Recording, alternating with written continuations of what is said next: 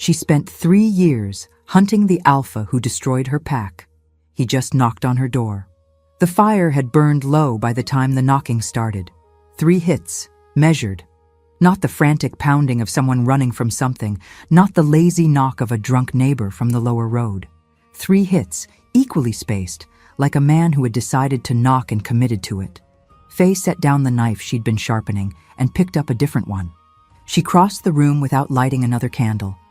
The fire gave her enough, a thin orange glow that reached the door and no further. She pressed her back against the wall beside it, blade angled low. Who's there? Not a question. She hadn't asked questions at doors in 2 years. Silence on the other side. Then, "My name is Kadan. I need to speak with the tracker called Faye."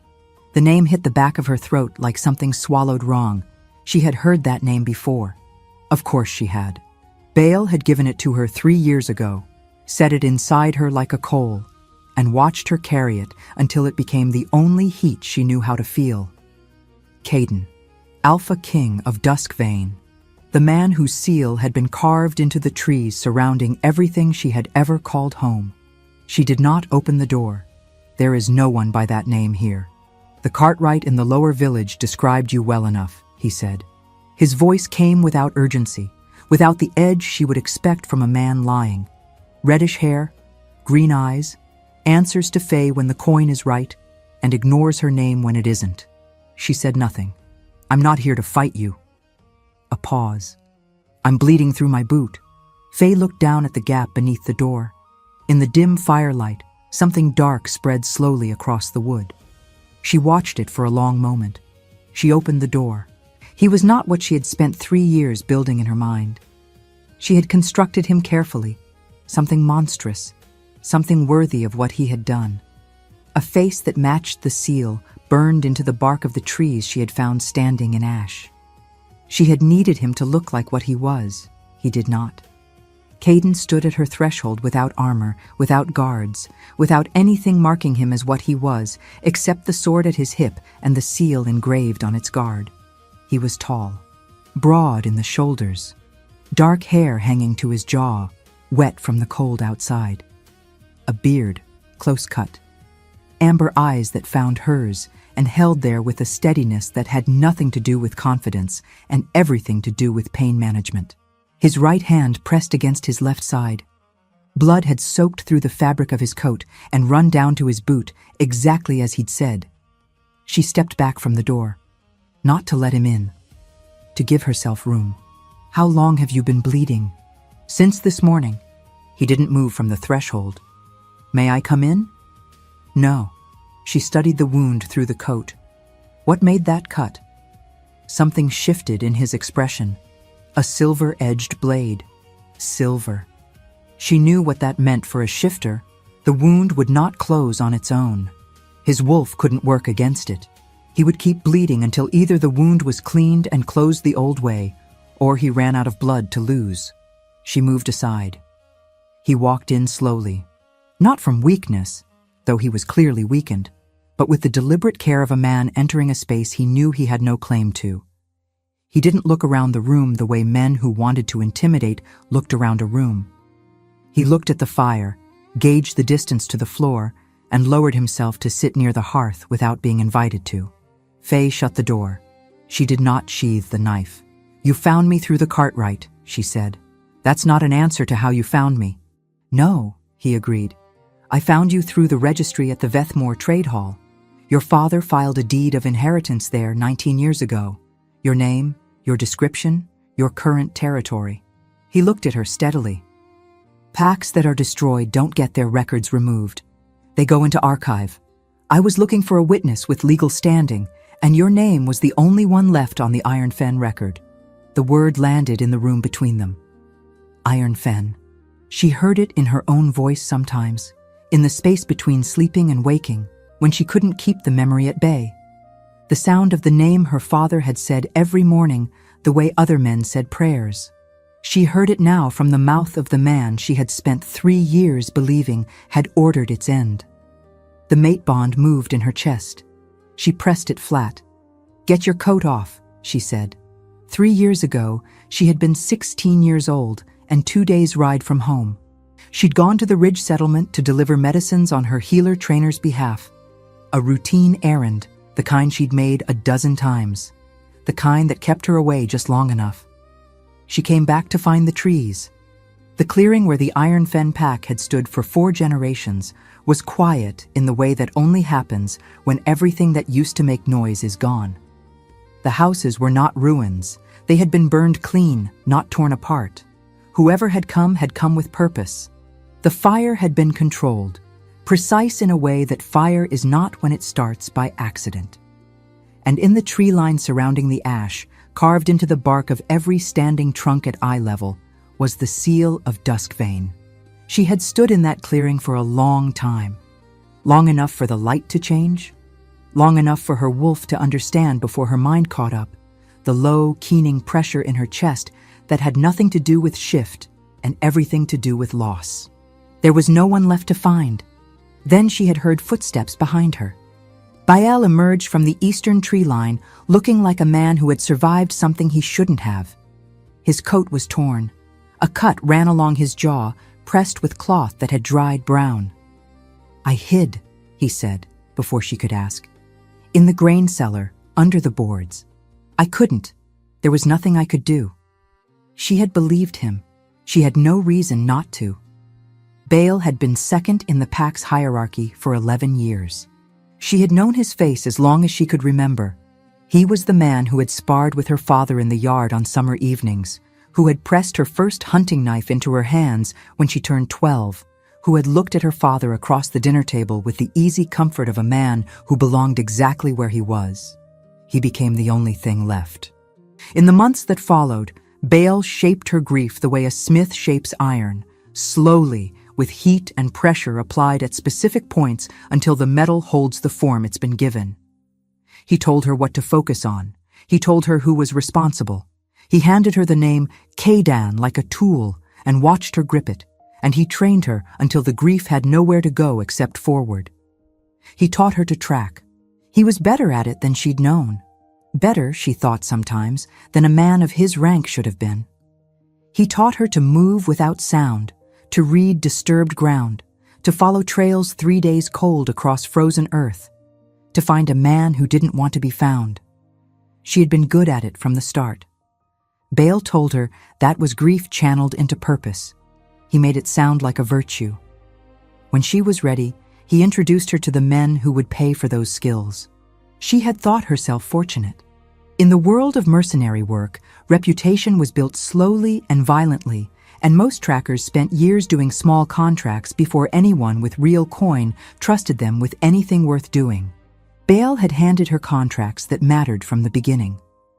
She had assumed it was because she was skilled, because he believed in her, because he was all she had left of the Iron Fen, and he was protecting what remained.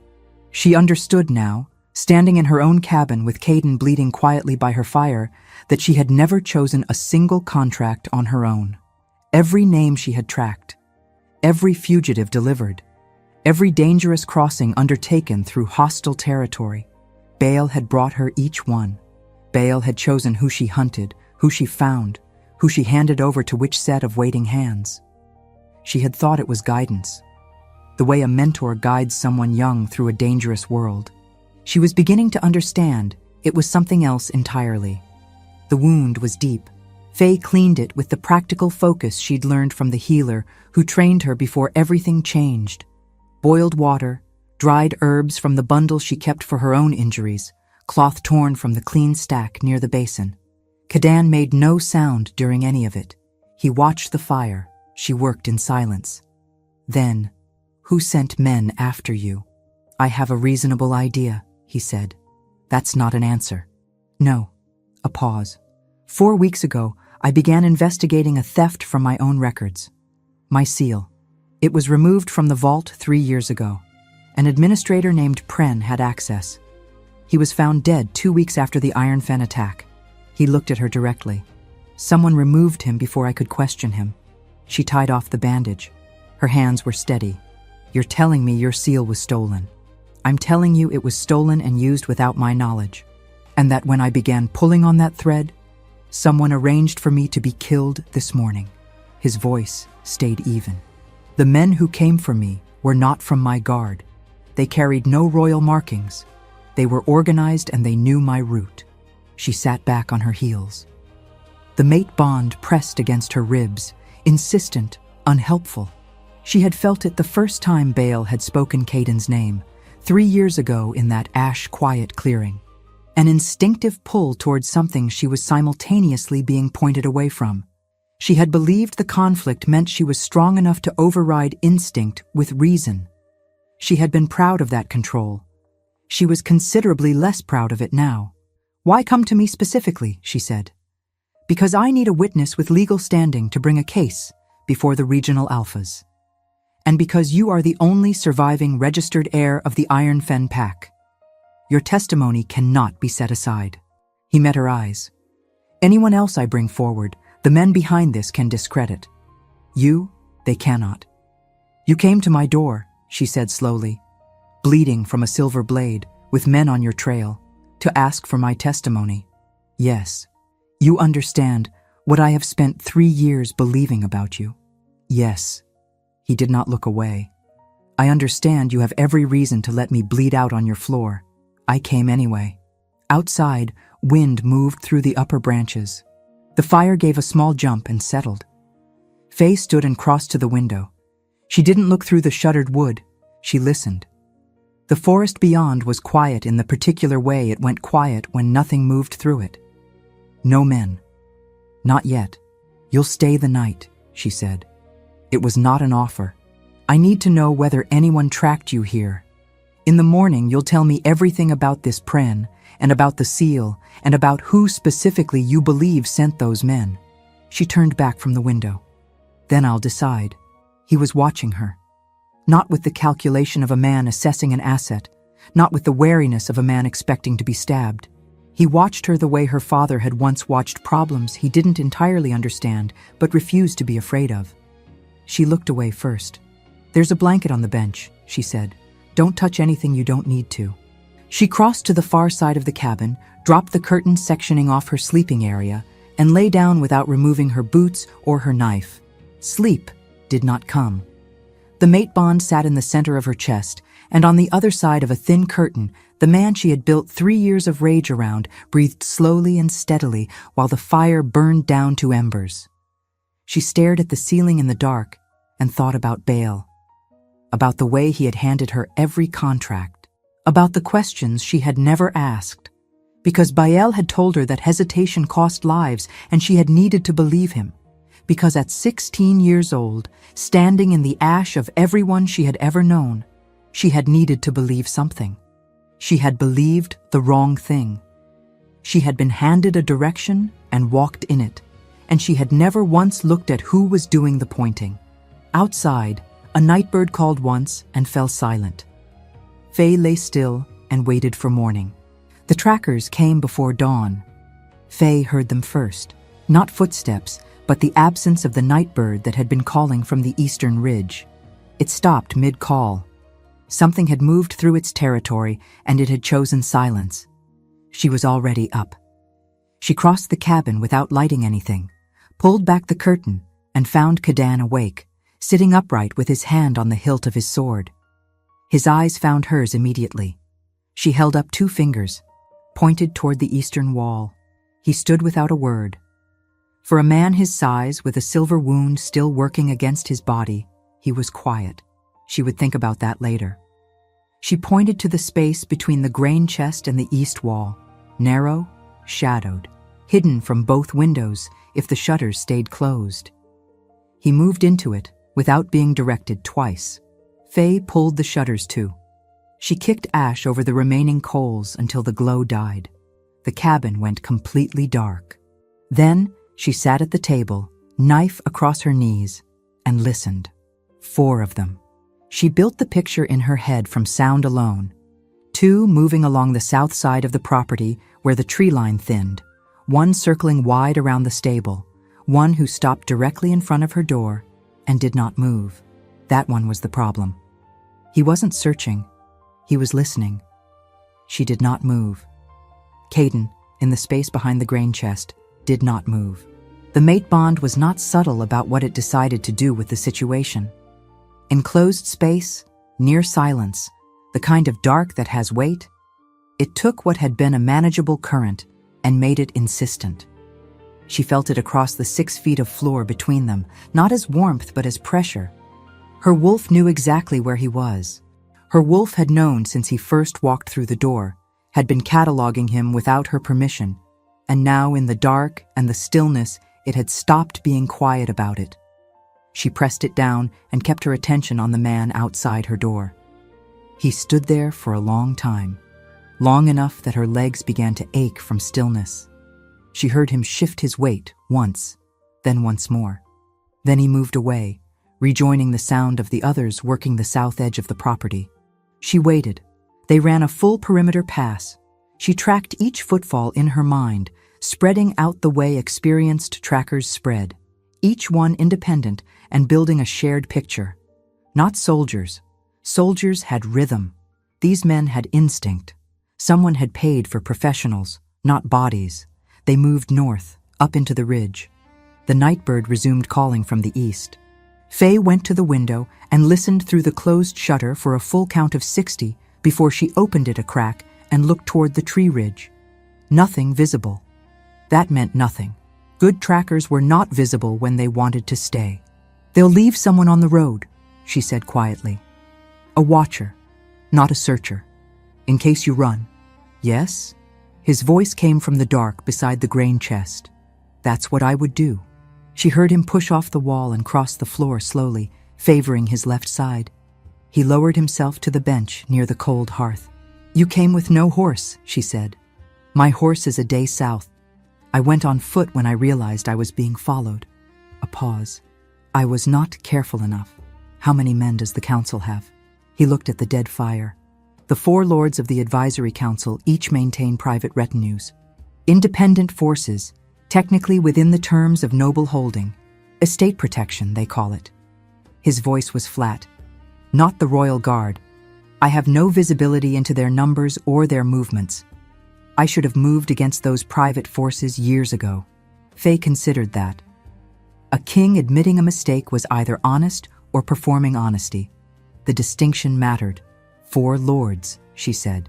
"And you believe all 4 knew?" 3, with certainty. The 4th, Lord Verath, may have known.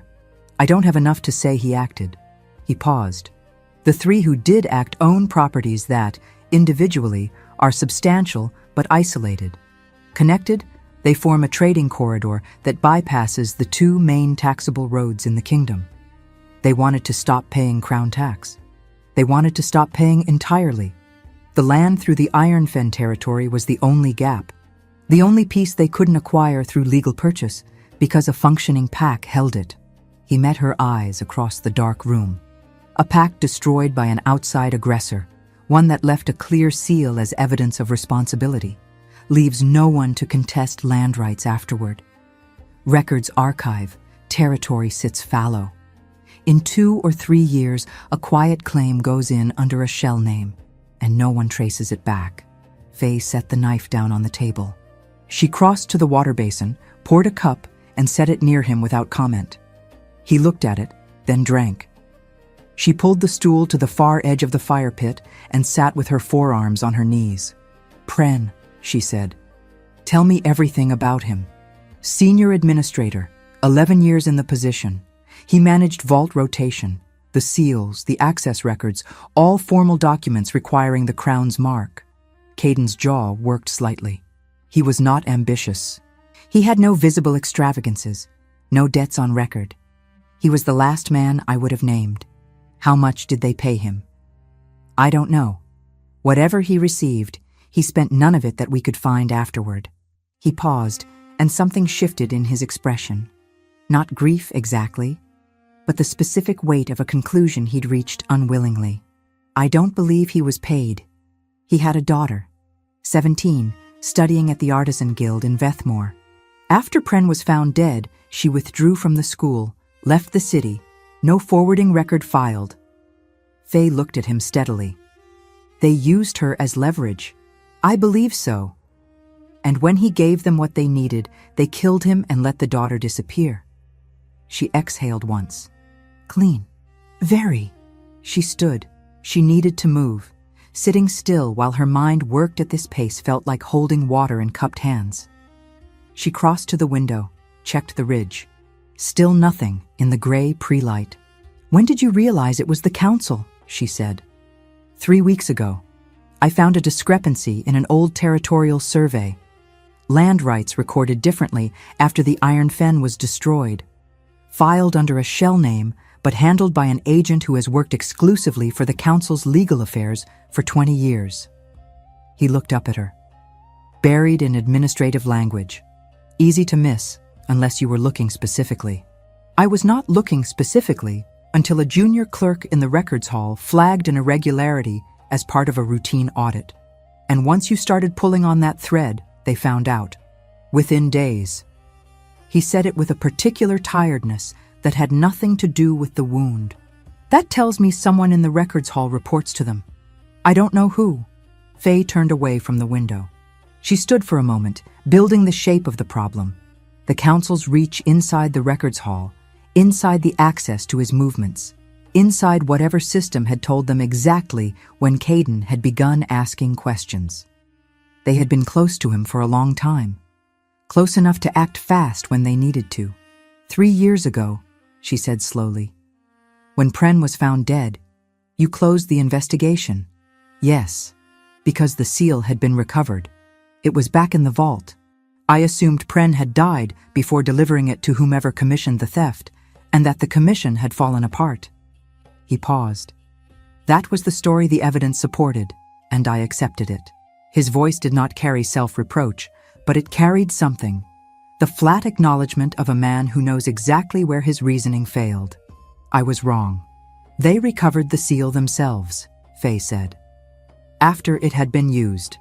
Returned it to your vault so the evidence trail ended at Pren, who was already dead and couldn't say otherwise. Yes, I believe that's what happened. She went to the small shelf beside the eastern wall and lifted down the bundled herbs she kept for field injuries. The proper ones, not the ones she'd used on him the night before. She began sorting through them without particular purpose, just needing something in her hands. The mate bond sat in her chest and pushed. Her wolf had not stopped cataloging him. The particular way he held himself even injured, not stiff with it, but economical, choosing movements rather than making them. The way he'd answered her questions without adding anything she hadn't asked for. The way he'd said it was not the answer, I'm the right person to give you, and meant it. Her wolf had an opinion about all of it and was currently making that opinion known with a persistence that bordered on rude. She put the herbs back on the shelf. I need to know something, she said, and did not look at him. Before we go any further, the mate bond. She kept her voice steady. I know you feel it. I know you felt it when I touched your side last night. I'm not asking you to pretend otherwise. She turned. I'm telling you it doesn't change what I need.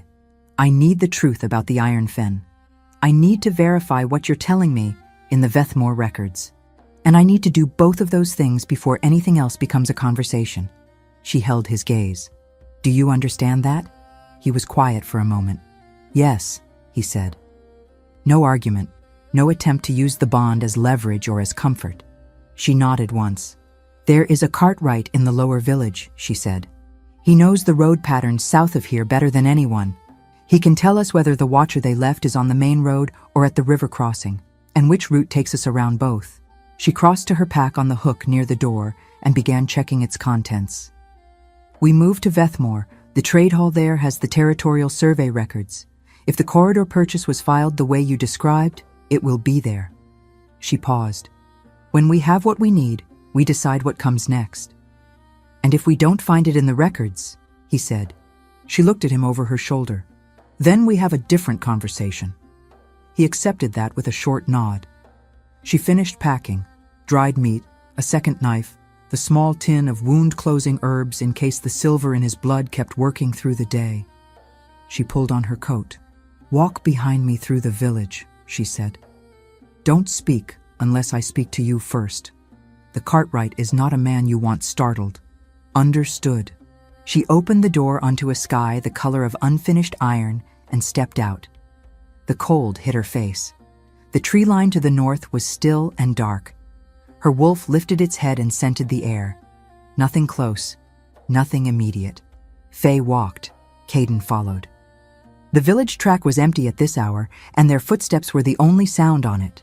Ahead, the Cartwright's red door sat at the end of the lane, and beyond the village, the road forked south toward Vethmore and east toward nothing she needed to go. She kept her eyes ahead and her hand on her knife, and she did not think about the pull at her sternum or the amber-eyed man 3 paces behind her, or the fact that in 11 hours she had spoken more honest words to him than she had spoken to anyone in 3 years. She thought about the road, about the records hall in Vethmore, about a territorial survey filed quietly under a shell name while the ash of her home was still warm. That was what she had. That was what would hold her steady. She knocked on the red door and waited for it to open. The road to Vethmore took 4 days. They moved through the kind of cold that arrived in late autumn and announced it intended to stay. Frost on the ground before dawn, the trees stripped to their bones and offering nothing in the way of cover except bare branches and shadow. The watcher the council had left on the main road was exactly where Faye had expected him. The river crossing, south-facing, relying on the assumption that anyone leaving the village would take the faster route. They took the slower one. The Cartwright's son knew the hill tracks, old shepherd paths that hadn't been formally maintained in 2 generations but still held their shape in the earth. He drew the route from memory on a piece of sacking while his father watched from the doorway without comment. Faye paid him in coin and did not explain herself. He did not ask. They walked for 2 days before Caden's horse was recovered from the southern way station where he'd left it. After that, the pace improved. Faye did not ask further questions about the council during the travel. She had the shape of it now, and adding more pieces on an open road served nothing. Instead, she watched the terrain and let her wolf do what it was built to do. Read the spaces between trees, tracked the movement of birds disturbed by something that didn't belong, distinguish between the ordinary sounds of a forest in early winter and the sounds of a forest with people moving through it. On the second night, they camped near a frozen tributary. She checked his wound. The silver's effect had slowed. His body was beginning to fight it off, which meant the blade had not carried much of the metal, just enough to delay healing by a few days. She redressed the bandage without commentary. He watched the dark water and said nothing. On the 3rd day, she spoke. "My father's name was Oren," she said. "He ran the Iron Fen for 14 years. Before that, his father ran it for 22. She kept her eyes on the path. "I tell you that because when we get to Vethmore and we pull those records, his name will be on them. I want to know that name means something to you before you read it off a page like a piece of filing." Caden rode beside her without responding for a moment. Then, "It means something." She said nothing else about it. Vethmore was a trading city, the kind that had been neutral by necessity for so long that neutrality had become its architecture. No single lord's banner flew over the main hall. The garrison at the gates wore uncolored coats. The streets were wide and built for commerce, and the records hall at the city's center operated under a charter older than most of the surrounding kingdoms. What went in, stayed in. What was filed, held. It was the only place in 4 territories where Cadan could access documents without someone who reported to the council knowing about it. They arrived at dusk on the 4th day and took separate rooms at a traveler's inn near the east gate. No names given. Coin paid in advance. The innkeeper had the particular unseeing quality of a woman who had hosted difficult situations before and considered discretion a professional skill. In the morning, they went to the records hall. The archivist was a compact, precise man named Hadwick, who wore a permanent expression of mild suspicion and dealt with it through excessive thoroughness. He asked Faye 3 times to confirm her identity before he went into the deep shelves, and he returned with a leather folder so old the tie strings had been replaced twice. "Iron Fen," Hadwick had said, like a man reading from a very long list of things that had gone badly. Faye sat at the reading table and did not open the folder immediately. She had known the records existed. Caden had told her. But knowing a thing from a distance and sitting in front of the physical evidence that her father had sat in this building, at perhaps this same table, and made decisions about what would survive him, those were different weights. She opened the folder. The deed of inheritance was the first document filed in her father's hand 19 years ago, when she had been 3 years old. He had written her full name, Faye, daughter of Oren, of the Iron Fen, in ink that had dried darker than the rest of the page and taken the weight of the nib in a way that suggested he had pressed hard. The record was formal, witnessed, sealed with the Iron Fen mark. Beneath it was a letter, sealed separately, with a notation on the outer fold in her father's writing. For Faye, if what I fear comes true. She stared at the seal for a long moment. Caden sat across the table. He did not watch her. He had pulled a separate ledger and was reading it with the focused quiet of a man who understood that some moments did not need to include him. She broke the seal. Her father had not written like a man who expected to be read. He had written like a man trying to hold a large and complicated thing still long enough to describe it accurately. The letter was dense, the sentences functional rather than beautiful, covering 3 pages in handwriting that grew more compressed as it went.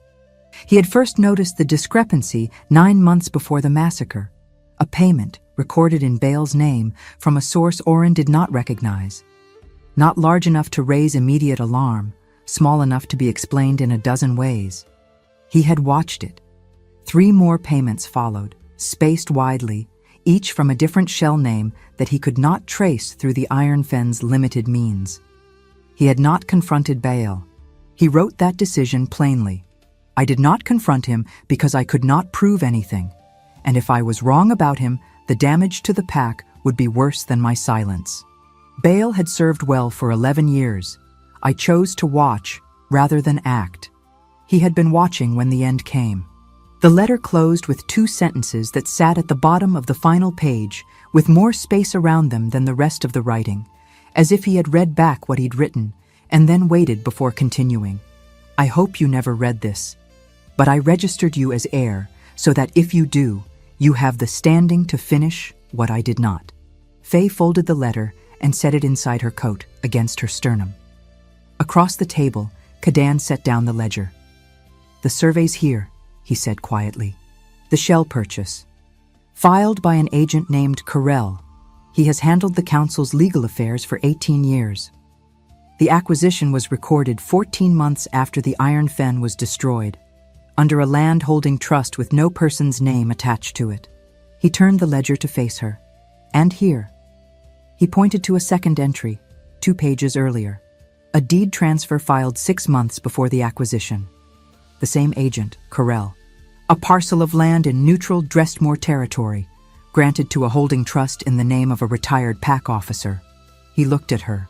Faye looked at the page. The holding trust's name meant nothing to her, but the parcel location did. Drestmore North, the stretch of flat territory above the river where she had delivered a man 8 months ago, trussed and half-starved from weeks of being hunted, to a pair of riders who had given her a sealed pouch of coin and ridden south without speaking. She had not asked their employer's name. She had not asked the fugitive's name either. She asked now, because she already knew the shape of the answer. Who held those lands before the transfer? She said. Caden checked the prior entry. A man named Edwin, noted as former senior elder, Iron Fen Pack. The reading room was very quiet. Hadwick moved somewhere in the deep stacks, the sound of his footsteps precise and unhurried. Faye set both hands flat on the table. She looked at the entry without blinking. She had found Edwin in a forest settlement 3 days north of Vethmore. He had been living under a false name, farming a small plot, trying to disappear.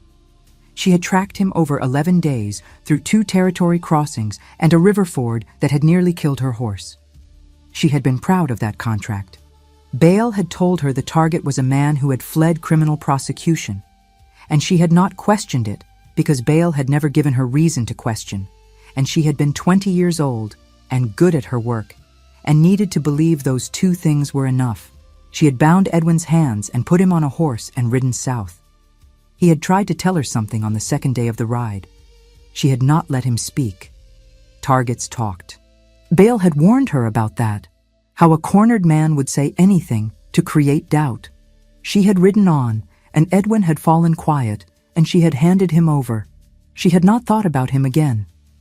She sat at the Vethmore records table and thought about him now. The last surviving elder of the Iron Fen. The only person alive who had been present the night the pack was destroyed. The only person who could have stood as a witness and said what he had seen, who had given the orders, who had come with the torches, whose name had been spoken. She had bound his hands and handed him to the men who were going to kill him, and she had ridden home, feeling competent. Caden was watching her. She did not look up. "I need a moment," she said. He stood without comment and walked to the far end of the reading room where the windows faced the street. She kept her hands flat on the table. The records in front of her blurred slightly and then steadied. She made herself breathe at a normal pace. She had understood since the second night in her cabin that Bale had used her. She had understood it in the cold, functional way that a person understands something when they are still in the middle of needing to act. The shape of the betrayal had been clear. The 3 years of training, the managed contracts, the direction pointed steadily toward Caden and away from the truth. This was different. This was not Bale's betrayal. This was her hand on the rope, her work. 11 days of careful tracking and a river ford she had nearly not survived, and the professional pride she had felt when she delivered a 70-year-old man in good condition because she was thorough. She had done that. She could not give it back. She kept her eyes on the table until the room steadied fully. Then she closed the ledger, stacked it with the folder, and stood. Caden turned from the window. "I want copies of both entries," she said. "Certified, sealed. Hadwick will do it. This hall's seal is recognized by the regional Alpha courts." She kept her voice the same as it had been before. "And I want a copy of my father's deed of inheritance on record here." "Yes," Caden said. No questions about what had just happened. No careful performance of not noticing. She crossed to the desk where Hadwick was working, explained what she needed, and waited while he pulled the forms. While she waited, she took the letter from inside her coat and read the last 2 sentences again. "I hope you never read this. But I registered you as heir, so that if you do, you have the standing to finish what I did not." She folded it back. She put it back against her sternum. Her father had known about Bale for 9 months and had done nothing because he lacked proof. She had proof now. Hadwick returned with the certified copies, pressed his seal into the wax with the quiet satisfaction of a man who found meaning in administrative precision, and handed the documents to Faye with both hands. She put them in her pack, beside her knife and her father's folded letter. Caden paid for the certification without being asked. She let him. It was his kingdom's administrative system they were using, and the argument about it could wait for a time when it mattered more. They left the records hall and walked back through Vethmore's wide commercial streets toward the inn. The morning market was beginning to open, vendors setting out stock, the smell of baked bread coming from the corner of the grain lane. Faye walked with her eyes on the road ahead. "Bael is in Drestmore," she said. "The land grant puts him there. That's where he settled after the massacre." She kept her pace even. "He trained me for 3 years to be the tool that cleaned up every loose thread, and when I stopped being useful for that, he would have found another use for me or disposed of me. He hadn't gotten there yet." She paused. "I want to find him before he realizes the council's men didn't finish the job in the village." Caden walked beside her. "How long before he knows?" 4 days. Maybe 5 if the men they sent don't report back immediately." She looked at the road. "I know Drestmore. I ran 2 contracts there in the last year." She paused, and the thought that followed it was one she would not say aloud. That both of those contracts had come from Bael. And she did not know now what those 2 men had known or what she had delivered them toward. "I know the territory well enough. Then we move tomorrow," Caden said. "Tonight we eat and rest." She almost argued on instinct. She let the instinct pass. "Tonight we eat and rest," she agreed. They walked the rest of the way to the inn in silence, and the morning market moved around them, and the certified copies sat in Faye's pack like the beginning of something that could not be undone. Drestmore, in late autumn, was the kind of territory that did not welcome passage. The land flattened out north of the river into wide gray stretches of dead grass and frozen marsh, broken only by stands of leafless birch that offered nothing in the way of shelter. The sky sat low and white. The wind came from the north without interruption. Faye knew the territory. She had moved through it twice before on Bale's contracts, and both times she had found it punishing in a way that felt almost deliberate, as if the land itself had decided that anyone who came here deserved what they got. She set the pace from Vethmore. Not fast, the ground did not allow it, and a forced march that burned out 2 people before they reached their target served no one. But steady. The kind of pace that covered distance without announcing itself, that a tracker set when the goal was arrival rather than speed. Caden matched it without complaint. The dynamic between them had shifted somewhere on the road out of Vethmore, and neither of them had marked the moment it happened. She was no longer his reluctant guide, and he was no longer her hostage bargain. They moved like 2 people who had agreed, without saying so, that the target at the end of this road mattered more than what they had been to each other at the start of it. She had stopped suppressing the mate bond. Not because she had made a decision about it. She had not. She had simply done the mathematics. Suppressing it cost energy. Energy spent on that was energy not available for reading terrain, for tracking, for the work that would keep them both alive through whatever Bale had arranged at his settled land in Drestmore. The bond was there whether she fought it or not. Fighting it was a luxury she could not currently afford. She let it sit in her chest and pulse as it wanted to, and she kept her eyes on the ground ahead. Her wolf, no longer being forced into a smaller space than it was built for, expanded. It happened gradually over the first 3 days out of Vethmore, a sharpening, like a lens being adjusted. The landscape that had been visible became readable. She had always been a capable tracker, but capability built on suppressed instincts was a fraction of what she was now.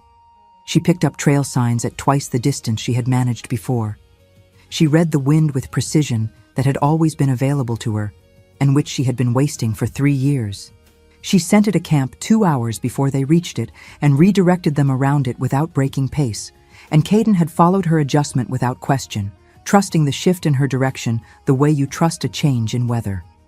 On the 4th night, they camped in a birch hollow, and she sat with her back against the pale bark and let her senses run out through the dark without pulling them back. Her wolf ran them carefully, methodically, building a map of everything alive and moving within range. 3 deer to the north, a fox somewhere west. Nothing human. Nothing that carried the particular tension of something searching.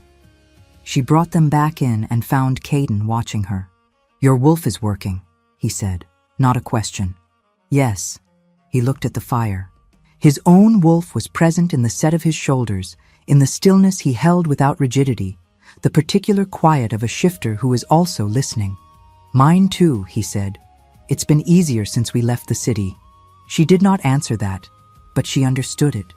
The bond ran both ways, and her wolf's expansion would have been felt on his end.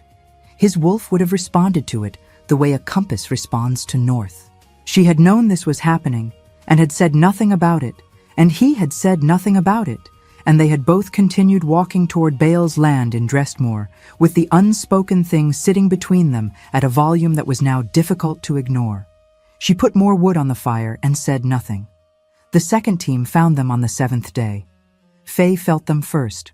Not sound, not sight, but a prickling across the back of her neck that her wolf translated immediately. She held up one fist. Caden stopped. They stood at the edge of a marsh crossing, exposed ground to the east and north, birch cover to the west. She turned slowly, letting her senses work. 5. Moving from the south with more speed than the first team had used, not searching, tracking. They had a direction. "They know where we're going," she said quietly. "Bale tipped them," Cadan said. His voice had a particular flatness that meant he was managing anger rather than not feeling it. She turned west. "Then, we stop going where we're going and make them work for it." She moved into the birch cover without looking back to see if he followed. He did. They spent the better part of the day doubling and crossing their own trail. Not to lose the team, because losing 5 experienced trackers in open terrain was not realistic, but to slow them, to cost them time and confidence, to arrive at Bale's land before the team could redirect ahead of them. Faye set a pace in the birch cover that her wolf held without difficulty, and she felt Caden working behind her with a focused efficiency that she noted without comment. They crossed into the northern Drestmore territory as the light went thin and gray. Faye's wolf picked up the change before her eyes confirmed it. A difference in the ground, in the particular way the frost had settled, the faint chemical signature of old ash carried in the cold air from somewhere far north and east. Her wolf knew that ash. She slowed. "What is it?" Cadan said, coming up beside her. "The wind is coming from the iron fen," she said. "We're close." He said nothing. She kept walking. The land grant put Bale's settled property 2 miles north of the Drestmore boundary marker, a stone post carved with the territorial seal that she would have recognized even in the dark. She found it at dusk and adjusted direction accordingly. The farmstead sat in a shallow depression behind a stand of mature birch, not visible from the road. Someone had chosen the location carefully. A small house, solidly built, with outbuildings arranged to make approach from the south visible from inside. A man who expected he might need warning. Faye stopped at the edge of the birch stand. She stood for a long moment, reading the farmstead. One light inside. Smoke from the chimney. A horse in the near paddock, well fed, saddled. The horse was saddled, he already knew. She felt Cadan arrive at the same conclusion half a second behind her. His wolf's reaction came through the bond as a sharp spike of alertness. Not fear, but the readiness that precedes action. She pressed her hand briefly against his forearm and pointed left. He nodded and moved without sound around the left edge of the stand. She went right. She came around the east side of the farmstead in a low line, using the outbuildings as cover. She was 20 feet from the house door when it opened. Bale stepped out with a traveling pack over one shoulder and a long knife at his hip and found her standing between him and the horse. He stopped. He looked exactly as he always had, gray-haired, compact, with eyes that had never given anything away. He was the most familiar face she had from the years after the massacre. She had eaten meals across a fire from this man for 3 years. She had slept in camps he chose, learned skills he taught, and believed every word he had put in her mouth about who was responsible for everything she had lost. He did not look ashamed. He looked, briefly, like a man assessing a problem. "Faye," he said. "Put the pack down," she said. He set it down slowly, without taking his eyes off her. He could feel that she was not alone. She saw him reading the edges of his own property for the second presence. His wolf was active, the alertness visible in the set of his jaw. Caden came around the far corner of the farmhouse. Bale looked at both of them and reached his conclusion quickly. "You found the records." "We found the records," Faye said. "We have certified copies, the survey, the shell acquisition, the Drestmore land grant, Coral's name on all of it and yours on the grant." She kept her voice even. "Tell me the names of the 3 council lords, all of them. Now." He was quiet for a moment, reading the situation, looking for leverage. "If I give you the names," he said, "I want terms. Exile, not a royal prison, not a public judgment. I disappear, and you get the names to finish what you're building." He looked at Caden. "You need them for the case. You can't move against the council cleanly without testimony from someone who was in the room." "You were not in the room," Faye said. "You received instructions through intermediaries. The records show that." "I was in a room with 2 of them," Bale said. "Not on paper. In person. I can describe the meeting, the date, what was said." He paused. "That is worth something." "Give me the names," Faye said, "and I'll decide what it's worth." He considered her for a long moment. She held his gaze without shifting her weight or adjusting her grip on the knife at her side, and she felt her wolf reading him the way she had been reading terrain for the last week, with the cold precision of something that was done being pointed in the wrong direction. "Lord Cassian Reth," Bale said. "Lord Aldrich Porn, Lord Morven Haste." He paused. Vareth knew. He did not fund it, but he knew beforehand and said nothing. Faye held them in her head. 3 names, 4 lords. She filed the distinction about Vareth without expression. "The meeting you attended," she said. "When was it?" 4 months before the massacre. A private estate in western Duskvane. Reth led the discussion. Porn provided the tactical plan. Haste provided the coin. He set his hands loosely at his sides. I provided the access to the Iron Fen's layout, the patrol patterns, the timing of the pack's cycle. Everything they needed to move without resistance. He said it with the particular flat candor of a man who had already made peace with what he was. I was not coerced. I was paid. "And Pren," Kadan said. His voice was steady, but contained something. They approached Pren separately. I didn't know his name until after it was done. Bael looked at him. He was chosen because of his position. I had nothing to do with how they secured his cooperation. Faye looked at the property around her. The solid house Bael had built in 3 years on the coin paid out for the Iron Fen. On the land itself, granted to him as payment for delivering it. The well-maintained horse in the paddock, the fire in the hearth. She thought about what it would feel like to burn it. She did not. There was no point in it, and more importantly, she was not interested in anger as its own end. She had spent 3 years running on anger that had been pointed in the wrong direction and had delivered her to a place where she was tracking down the man who had been guiding her the entire time. Anger as fuel was unreliable. She had better things to use. She looked at the packed bag on the ground. "You were planning to run," she said. "Yes," Bael said. "When the council's team found you at the marsh crossing, they sent a rider ahead. I knew you'd turned west. I knew you were still moving." A pause. "I also knew you would get here anyway. You were always the best tracker I trained." She heard the thing underneath that. The particular pride of a man who built a tool that worked better than expected and couldn't help acknowledging it even when the tool was currently pointed at him. "Pick the bag back up," she said. He looked at her. "You're going to walk with us to a garrison post in South Drestmore," she said. "You will be held there under Caden's royal authority, pending a formal judgment before the regional alphas. If your testimony holds under formal questioning, that will be weighed at judgment." She held his gaze. "You do not get to disappear. That is not a term I will agree to. You stand in front of the people you stood in front of when you called yourself second to my father, and you say what you just said to me." Bael looked at her for a long moment. Then he picked up the bag. Caden moved to his left flank. Faye took the right. They walked him out of the shallow depression and back toward the Drestmore Garrison Road, and the horse in the paddock watched them go, and behind them, the light in the farmhouse window burned on without anyone inside to tend it. The council's second team was still somewhere south and east, working their way through the false trail she had laid in the birch stands. She calculated they had 4 hours before those men picked up the real direction. 4 hours was enough time. She walked in the dark between the birch trees with Bael's footsteps ahead of her and Caden's steady presence to her left. And her wolf ran its senses through the night without being asked. Reading the terrain, reading the air, reading the faint signature of cold ash that the wind still carried from the north. The Iron Fen was 2 miles from here. She had not been back since she was 16 years old, standing in the clearing with a lavender-soaked cloth pressed to her face that she had not needed because the ash had smelled like nothing except cold. She was not going tonight.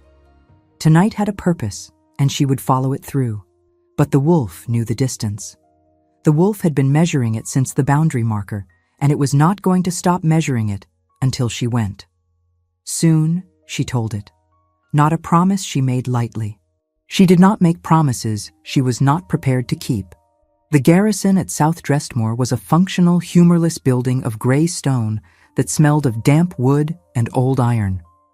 The commander on duty was a man named Fetch, broad, weathered, with the permanent expression of someone who had seen too many things arrive at his gates at inconvenient hours to be surprised by any of them.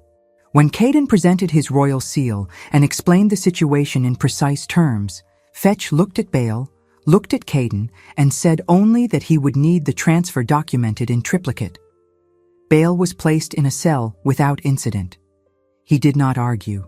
He did not perform contrition.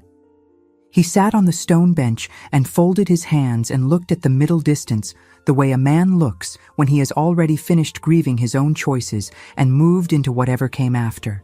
Faye stood in the cell doorway and looked at him for a long moment before Fetch closed the door. She had expected to feel something large. She did not. There was a quietness to it, the particular stillness of a thing that had been in motion for 3 years and had finally stopped. She turned away from the door and went to find somewhere to sleep. The ride to Duskvane took 6 days. Caden sent riders ahead with sealed letters, one to each of the 4 regional alphas whose territories bordered his kingdom, and one to the Alpha Court Administrator who managed the formal protocols for interpack judgment. The letters carried his seal and a summary of the charges: conspiracy to destroy a sovereign pack, unlawful territorial acquisition, attempted assassination of the Alpha King, and the subversion of Crown administrative records. The regional alphas had the right to attend any judgment brought under those terms. Under the protocols, 3 of the 4 had to confirm presence for the judgment to carry weight. All 4 confirmed within 2 days of the rider's departure. The council lords did not run. Faye had wondered about that, whether they would bolt when the riders went out and the letters began arriving at adjacent territories. They did not.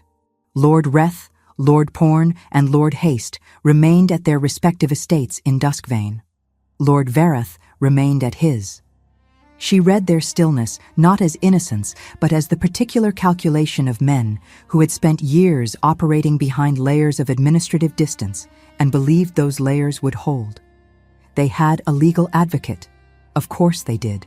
He was a composed man who argued in a preliminary session that the certified records from Vethmore demonstrated association, but not direction. That Lord Corell's work as their agent did not implicate the lords themselves in any directive to destroy the Iron Fen. Caden presented Bale's formal testimony, taken under oath before Fetch and 2 garrison witnesses at South Drestmore. The advocate's composure developed a crack. The judgment convened in Duskvane's formal hall on a gray morning 11 days after Faye and Cadan had walked Bale out of the farmstead hollow. The hall was high-ceilinged and cold, its stone walls hung with the territorial banners of the regional alphas who sat along the judgment table. 4 of them, as required. Cadan sat at the head. Bael was brought in under guard and seated to the left. The 4 council lords occupied a long bench across the room, their advocate beside them. Faye sat at a separate table near the chamber's center. She had been in Duskvane for 3 days before the judgment convened, and in that time she had not slept well and had eaten without tasting anything and had spent long hours sitting with the certified document spread in front of her, reading her father's letter until she had it at a level below memory. The kind of knowing that lives in the chest rather than the mind. The night before the judgment, Cadan had found her in the outer corridor of the records wing. "You don't have to do this tomorrow as anything except yourself," he said. "You don't have to perform the title." She had looked at him for a moment. "I know," she said. "That's the only reason I can do it." He had nodded and gone. She had stood in the corridor for a while longer, and her wolf had been completely quiet, and that quiet had felt less like absence and more like readiness. The formal questioning took 2 days. Bale testified on the first day. He was consistent, precise, and thorough in the way that a man is thorough when he has calculated that cooperation is the only remaining leverage he has. He named Reth, Porn, and Haste. He described the Western Estate meeting in detail, sufficient to be cross-referenced with travel records that Cadan's administrator produced from Crown accounts, confirming that all 3 lords had been absent from Duskvane on the dates Bale named. He described the payments, the structure of intermediaries, the mechanism by which the Iron Fen's patrol patterns and internal layout had been communicated to the hired forces who carried out the attack. He did not minimize his own role. She had not expected him to. He was too intelligent for that, and minimizing would have undermined the testimony's credibility. The advocate pushed on 3 points. Bale held on all 3. Under further questioning, Bale confirmed what the Drestmore land records had already suggested and what Faye had understood too late in the reading room at Vethmore. Edwin had survived the massacre. 6 months after the Iron Fen was destroyed, the council learned where he had gone to ground. Bael identified him as a risk to the land transfer and arranged for him to be found and delivered under false pretenses of criminal flight. When the advocate, perhaps thinking detail would weaken the testimony by making it uglier, asked what became of him after the handoff, Bael said Edwin had been killed that same night on the southern road. He said it flatly. He did not look at Faye when he said it. Coral testified on the afternoon of the first day, having been brought in under a separate royal summons. He was a man who had clearly spent considerable time before his arrival deciding how much was worth protecting and how much had already been lost. He confirmed the survey filing, the Shell acquisition, and the Drestmore land grant. He confirmed that the instructions for each had come from Lord Reth directly, with Lord Porn present at 2 of those conversations. The advocate stopped pushing as hard after that. On the second day, Faye testified. She had been introduced formally at the opening of the first day's session. Faye, sole surviving heir of Orin of the Iron Fen, holding registered inheritance rights filed 19 years prior at the Vethmore Trade Hall. Her standing as legal representative of the destroyed pack confirmed by the certified documentation. The regional alphas had reviewed that documentation the previous evening. None had challenged it. She stood at the testimony position, and she did not look at the council lord's bench, and she did not look at Cadan. She looked at the regional alphas because they were the ones whose confirmation mattered, and she spoke directly to them. She described the night she came back to the Iron Fen. She described it without ornamentation. The tree line, the cleared ash, the carved seal. She described the 19 years her father had served as alpha of that pack, the 4 generations before him who had held the same territory, the 112 wolves whose names she had been taught as a child the way other children were taught prayers.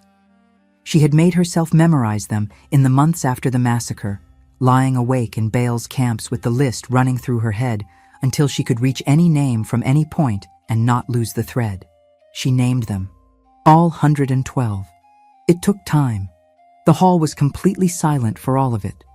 One of the regional alphas pressed 2 fingers against his mouth and did not move them. The advocate for the council lords looked at the table. When she finished, she presented the certified documents and her father's letter. The letter was entered into the formal record. She stepped back from the testimony position and sat. The advocate made a final argument that lasted 20 minutes. The regional alphas deliberated for 4 hours behind closed doors. The verdict came back before nightfall. Lord Reth, Lord Porn, and Lord Haste were found guilty on all charges. Their titles were stripped. Their estates reverted to crown holding. They would stand separate criminal judgment for conspiracy and for the attack itself, which carried consequences she did not need to be present for. Lord Varath was found guilty of deliberate concealment. Lesser consequences, but consequences. Bael's cooperation was noted in the formal record. He would face judgment before a separate panel, not freedom, not exile, but a process that would weigh what he had offered against what he had done. She had not asked for leniency for him. She had not asked for severity. She had let the process be what it was. The Iron Fen territory was restored to its registered heir, effective immediately, under the formal seal of the Alpha King's court. The administrator handed her the document. She held it in both hands and read it twice. On the second day after the verdict, a records clerk from Vethmore sent formal notice to Duskvane's court. Pren's daughter had been found in a workshop town east of the trade roads, registered under her mother's family name, and taken in by a guildswoman who had understood enough not to file questions with the wrong offices. Cadan's administrator arranged crown protection and a private statement rather than a public appearance. The judgment no longer depended on her, which was as it should have been. She had already been used once. Faye was glad the story had not ended with the girl disappearing into the same administrative dark that had swallowed her father. She left Duskvane 3 days after the verdict. Caden did not try to keep her.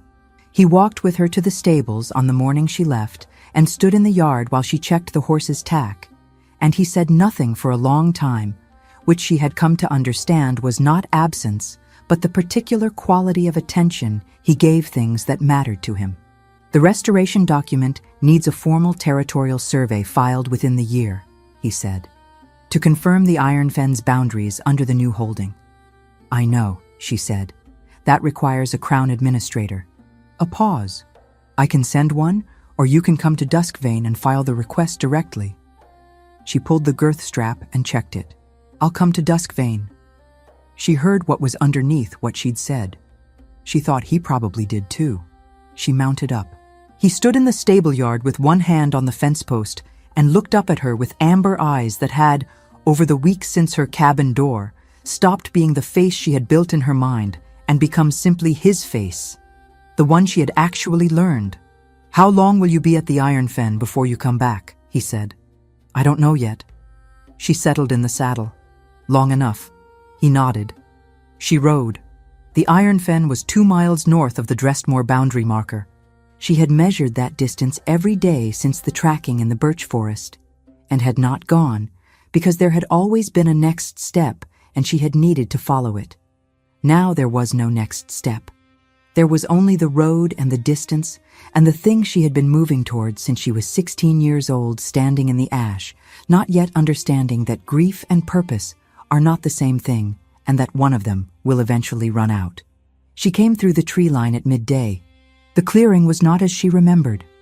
3 years of growth had softened the edges of the ash, grass coming back in patches, young birch at the perimeter already reaching her shoulder.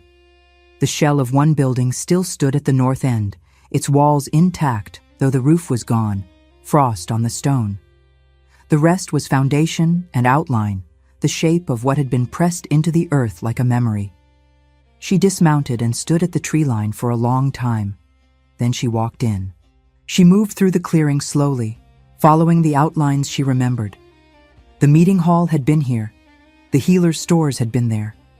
The path between her father's house and the eastern fence had run in this direction, worn smooth by years of the same feet making the same crossing.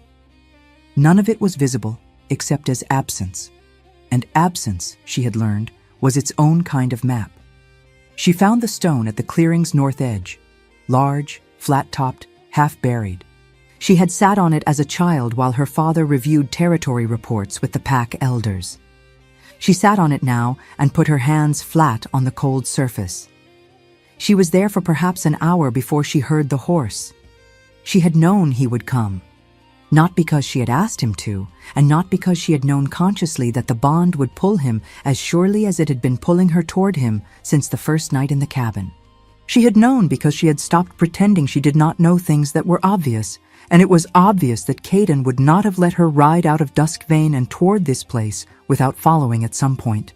He rode into the clearing from the south track and dismounted at the tree line without approaching further. He read the space the way she had, taking in what was there and what was not there. He tied his horse and stood with his hands at his sides. She did not tell him to leave. He walked to the edge of the clearing nearest her and stopped. The distance between them was perhaps 20 feet of dead grass and old ash and new growth coming in patches. My father registered me here, she said. Filed my name in a trade hall records ledger, pressed his seal into the wax, and put a letter in a sealed folder addressed to me in case something happened.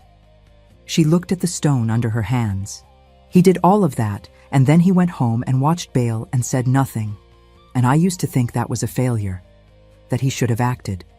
She paused. I understand it now. He didn't have proof. He only had a feeling that something was wrong, and he refused to burn down 11 years of trust on a feeling. Caden was quiet. I spent 3 years burning down the wrong thing, she said, on less than a feeling, on a direction someone pointed me in. She looked up. I want you to know that I understand the difference between what I was given and what I chose. You were 16, he said, and you were given very little to work with.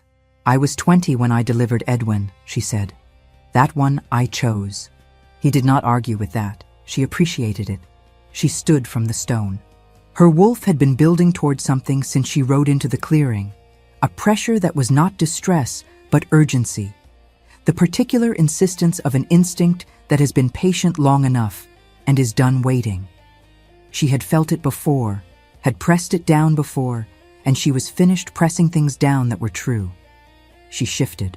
It came faster than it ever had, not the slow, managed process she had maintained for 3 years of careful suppression, but something immediate, the bones knowing exactly what they were doing, and doing it without hesitation. She landed on the frozen ground on 4 feet, with the cold air hitting her wolf's senses all at once, and the clearing expanded around her in ways that had no human equivalent. Every outline she had traced by memory became physical. The ash was still in the ground, faint but present. The old paths were still there in the compressed soil underfoot. The stone she had sat on carried her father's particular scent in layers so deep they would probably never fully fade.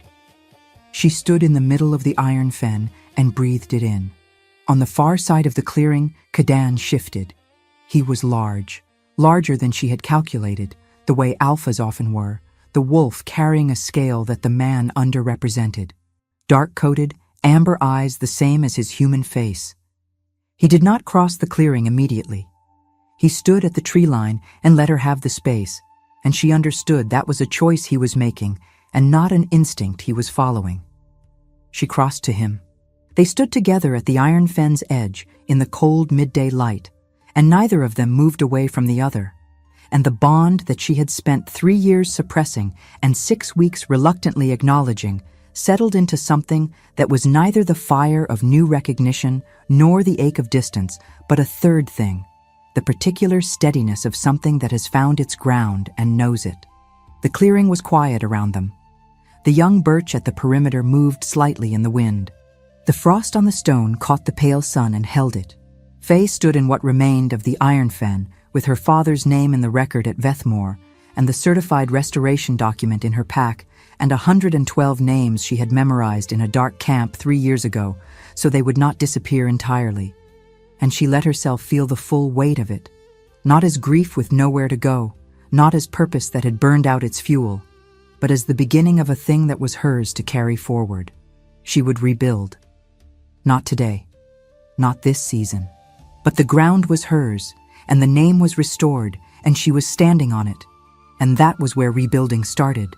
The wolf beside her did not push or pull. He simply stayed. That, she thought, was worth noting. She would come back to Duskvane when the survey needed filing.